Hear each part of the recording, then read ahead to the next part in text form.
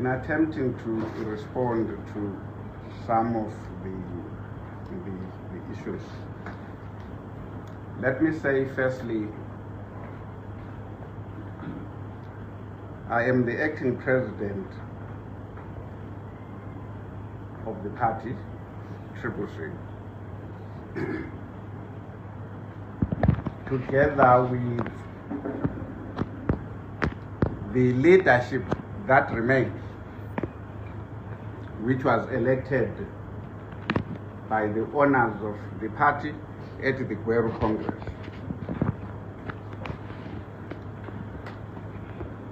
The Vice President, Honorable Gore, is here. He was elected to that position at the Congress in Gweru. The Secretary General, Honorable Wende, is here. Was elected to that position at the Gweru Congress.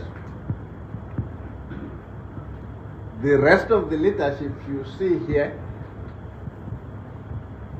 were appointed by us after the Gweru Congress.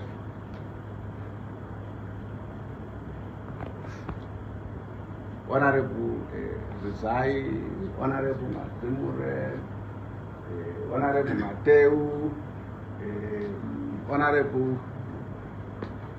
Chitzeva, and so forth and so on. So you must understand that this is the leadership elected at Gweru, which had the responsibility for the management of the party after the Gweru Congress. The councillors you see here are the councillors who went to the Gweru Congress representing the provinces, the 10 provinces, who were elected by the membership at provincial level. Of course, others have fallen by the wayside, others have left. A political organization is by definition a voluntary association.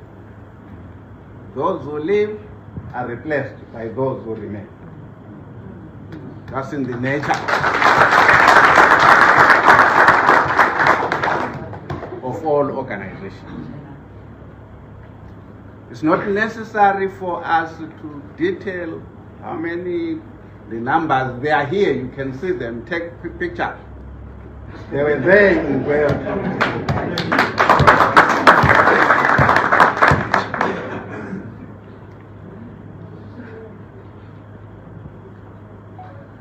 The reality, you ask about, did we discuss Senator Tshabangu, did we discuss what has happened since 22 January 2022? Yes, we did. Yes, we made resolutions on that. We accepted as National Council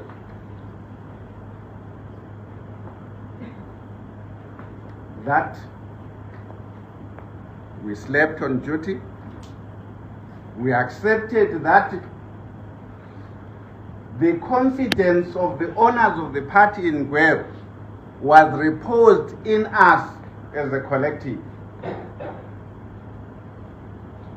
We accepted our acts of omission and commission in failing to assert ourselves as the National Council of a democratic movement, timeously.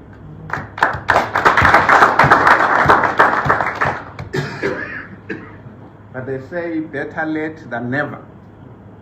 We have asserted that authority. We are asserting that authority as the National Council. We have a responsibility to report at the next Congress what we did well, what we failed to do.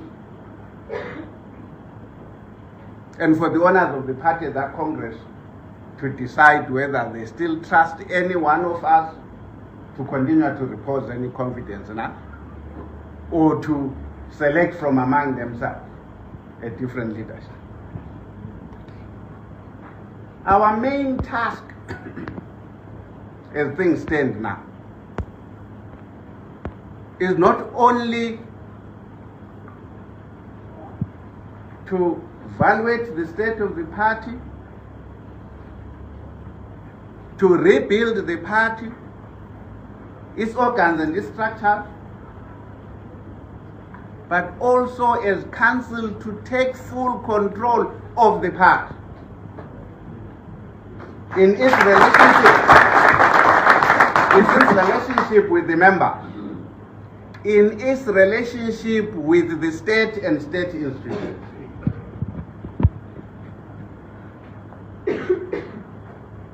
We acknowledge in this council that the state and some state institutions, from the judiciary through parliament, ZEC,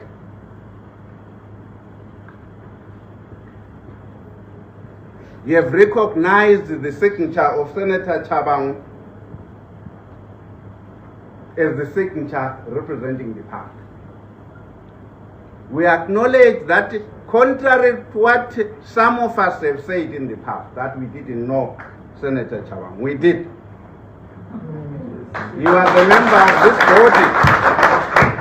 He was a member of the National Executive. He was a member of the National Council. He attended the fateful meeting of 22 January 2022. But he was not the Secretary General.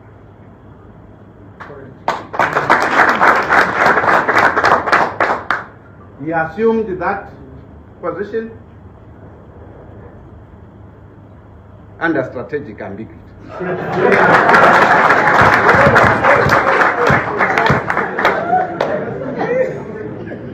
Therefore, it behoves us, and we so resolved, we must engage him as council, as a member of council, to resolve this issue. What should be his role going forward?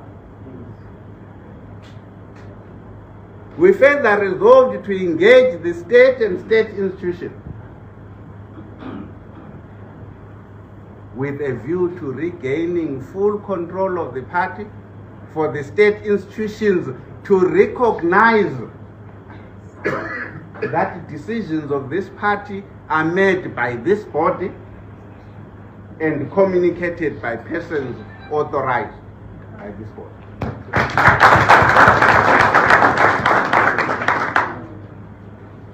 It is our priority task.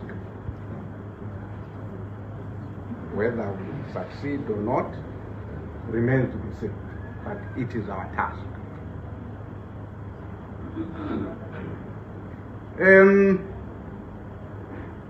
Further than that, you ask how much damage has been done. It's self-evident. I don't know any of you. I can't say because of the lights. Among you who speak in Ndebele. There's an expression in Ndebele which says, "Ubuza inja enduna ikuflathela."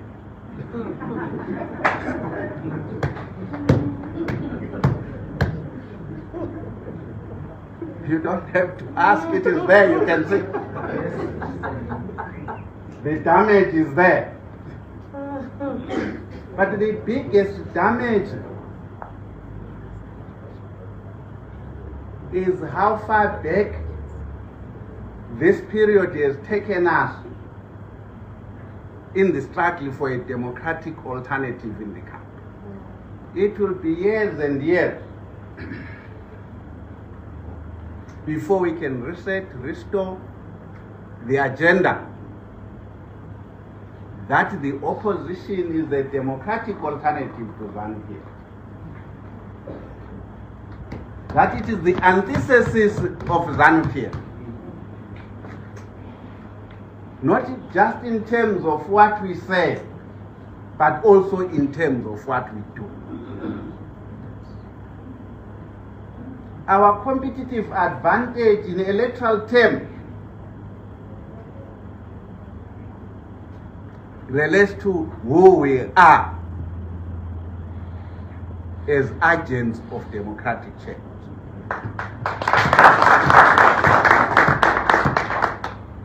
When we begin to look like ZANU-PF, then we seize in the eyes of the electorate to be that democratic alternative. So we are not underestimating the task that faces us. It's huge. The damage has been immense.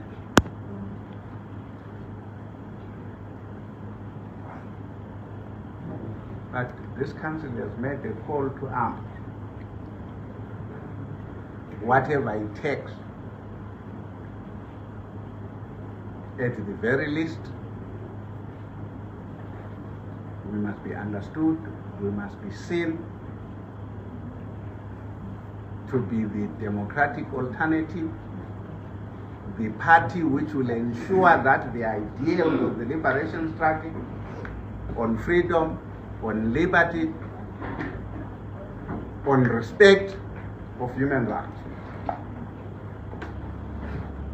There are compatriots as we speak who have been incarcerated, who by all accounts have been tortured. No one under any circumstances should ever be subject to torture.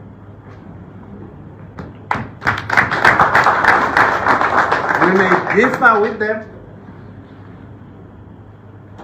in our politics, but we demand that their human rights be respected. We demand that they be not subject to arbitrary arrest. We demand that they be not subjected to torture, which is prohibited across the world.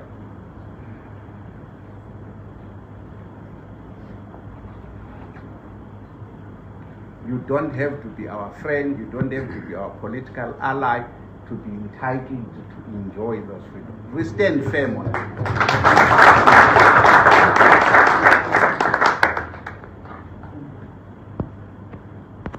So that's what I'm adding to what Mahere presented to you as a summary of